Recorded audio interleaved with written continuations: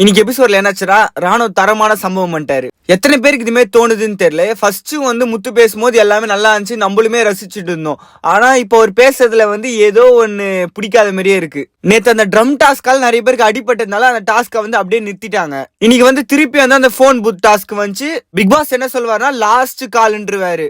Already rayon தான் லீடிங்ல இருக்காங்க. அதனால முத்து ஜாக்லின் என்ன சொல்லுவாங்கன்னா அருணை பார்த்து நீ இந்த காலை எடு டாஸ்க ஜாக்லினுக்கு கொடுன்ற மாதிரி பேசிட்டு இருப்பாங்க. ஏன்னா ரயான் ஆல்ரெடி லீடிங்ல இருக்காரு. இந்த டாஸ்க் எடுத்து வின் பண்ணிட்டாருன்னா அவர் தான் டிக்கெட் ஃபினாலேன்றதால அது மாதிரி சொல்லுவாங்க.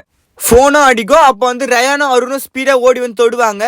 ஆக்சுவலா ரயான் தான் ஃபர்ஸ்ட் தொட்டாருன்ற மாதிரி சொல்லுவாங்க. ஆனா ஆக்சுவலா ரெண்டு பேரும் ஒரே டைம்ல தான் தொட்டிருக்காங்க. ஆனா அருண் தான் அட்டென்ட் பண்ணி பேசுவாரு.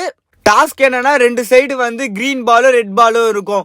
ஒரே டைம்ல ரெண்டுத்தையும் மாத்தணும். இந்த சைடுல இருக்கிற பால் அந்த சைடு அனுப்பணும், அந்த சைடு இருக்கிற பால் இந்த சைடு அனுப்பணும். ஜாக்லின் ஃபர்ஸ்ட் நல்லா தான் ஸ்டார்ட் பண்ணுவாங்க.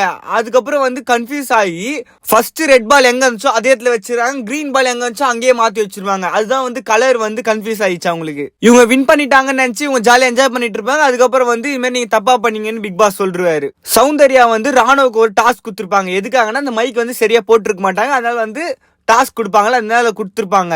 அந்த டாஸ்க்ல ராணுவுக்கு ஏதோ பரதநாட்டிய ஸ்டெப் சொல்லி கொடுத்துருப்பாங்க. ஃபன்னா தான் போயிட்டு இருக்கும். ஆனா முத்து நடுவில் வராத வரைக்கும் ராணுவ சௌந்தர்யா கிட்ட கேட்பாங்க, மாரி எல்லாருக்கிட்ட எல்லாம் போய் ஆட முடியாது, நான் பொதுவா ஒரு இடத்துல ஆடிடுறேன்ற போய் சொல்லுவாங்க. சௌந்தர்யா ஓகே சொல்றாங்க.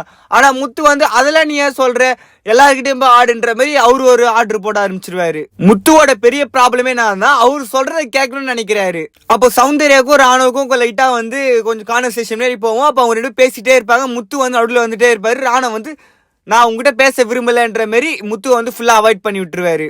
இந்த மாதிரி ராணுவ கேம் ஆடினாலே சூப்பரா இருக்கும்.